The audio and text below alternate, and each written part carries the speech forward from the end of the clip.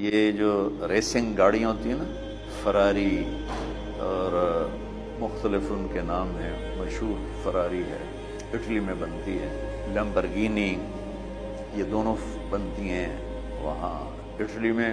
اور اس میں جو آدمی جا رہا ہو اس کے لیے سپیڈ لمٹ کی قید کوئی نہیں، ورنہ سب گاڑیوں پہ 120 کلومیٹر پر کہ اوپر جائیں گے تو جرمانہ ہوگا، لیکن جو آدمی لمبرگینی میں جا رہا ہے یا فراری میں جا رہا ہے اس کے لیے کوئی جرمانہ نہیں، چونکہ وہ یوں کرو تو 1 سیکنڈ میں وہ 120 پہ چلی جاتی ہے، صرف اتنا کرنے سے شم ایسے جاتی ہے۔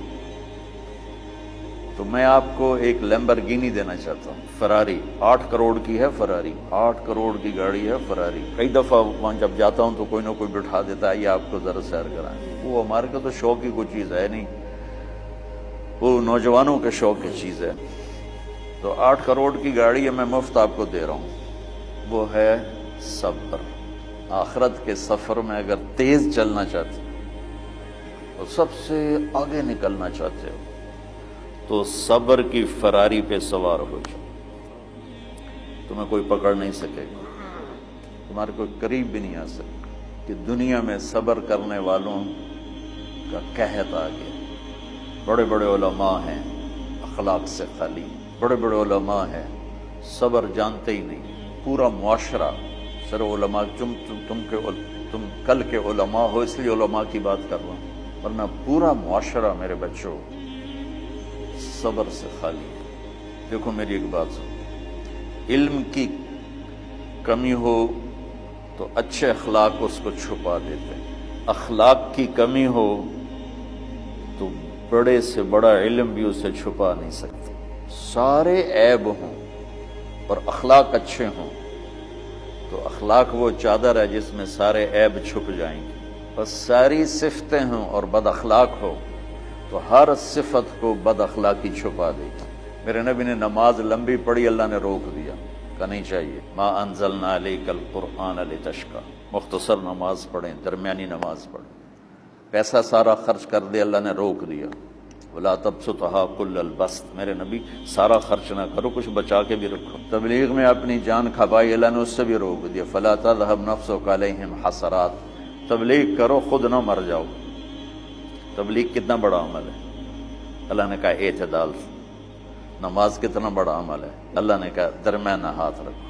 مال خرچ کرنا کتنا بڑا عمل ہے، اللہ نے کہا درمیانہ ہاتھ رکھو۔ جب میرے نے میں نے اخلاق میں بلند پرواز دکھائی تو اللہ نے کہا شاباش انک لعلی خلق عظیم، میرا نبی میں آپ کو شاباش دیتا ہوں، آپ کے اخلاق بڑے عالی شان۔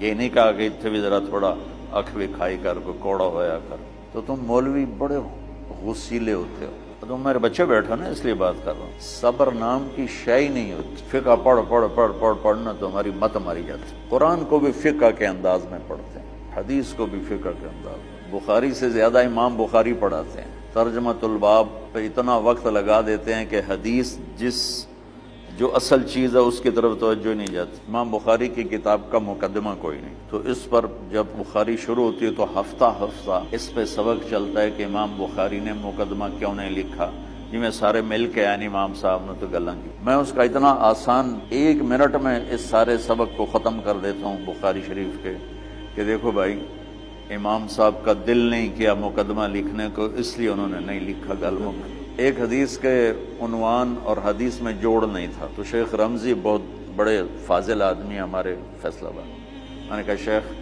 یہ جوڑ کوئی نہیں، کہ شیخ ھذا من اصعب ابواب البخاری، یہ بخاری شریف کے مشکل ترین ابواب میں سے۔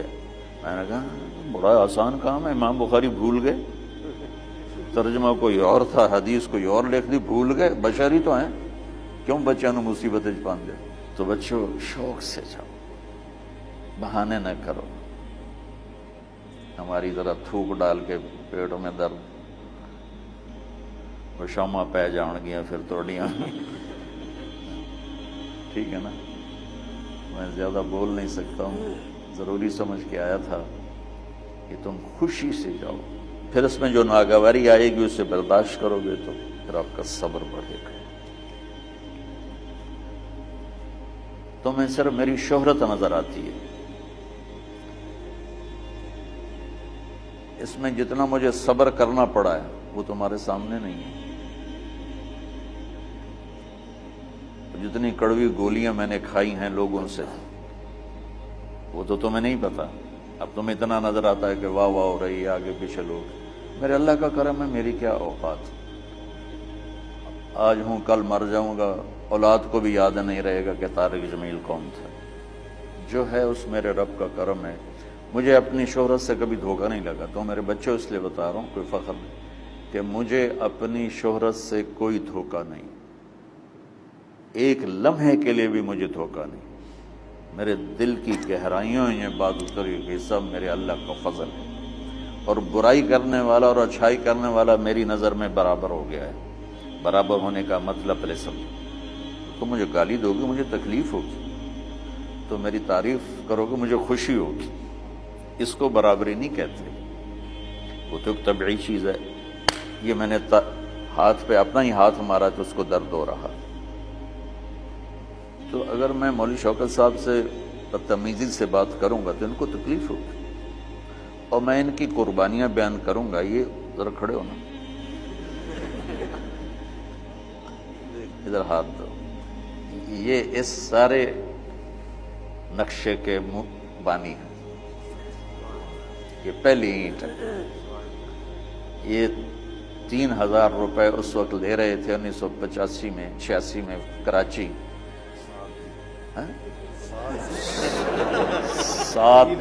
7,000 इनकी तनख्वाह थी, और मैंने इनको तुलंबे में बुलाया 900 रुपए महीने। लोग मेरी तारीफ करते हैं, मैं अल्लाह का शुक्र अदा करता हूँ, और उस पे मैं तकब्बुर में नहीं आता। यह है मदा और जम बराबर हो जाए, यानी तारीफ करना और बुराई करना बराबर हो जाने का मतलब ये नहीं है कि बुराई सुन के असर नहीं होता और तारीफ सुन के असर नहीं होता। नहीं, बराबर होने का मतलब बता रहा हूँ। उसकी तौफीक ताईद रहमत अपनी औलाद को बता रहा हूँ। कोई मेरी तारीफ करता है, मैं अल्लाह का शुक्र अदा करता हूँ और अपने आप को भूलता नहीं हूँ। कोई मेरी बुराई करता है तो मेरे दिल में उसके लिए कोई मनफी जज्बा नहीं पैदा होता। ये है अच्छाई बुराई को बराबर कर देना। कि मेरे ऊपर मुख्तलिफ इल्ज़ाम लगते हैं तो मैं उनको पी जाता हूँ, और इस तरह का मामला करने वालों से अपने दिल को बिल्कुल साफ रखता हूँ, बिल्कुल साफ। और मेरा उनसे मामला उसी तरह होता है जैसे फिर आओ जी, अपनी वजह से कभी किसी से कतई ताल्लुक नहीं करते। तो बच्चों, सब्र बहुत बड़ी दौलत है। ये तुम्हारी तबलीगी जिंदगी में भी काम आएगी, इल्मी जिंदगी में भी काम आएगा। जब तुम घर वाले बनोगे, शादियां होंगी, उस वक्त ये काम आएगा। ठीक है? अब बहाना तो नहीं करोगे ना? खुशी से जाओगे ना? चलो, अस्सलाम वालेकुम।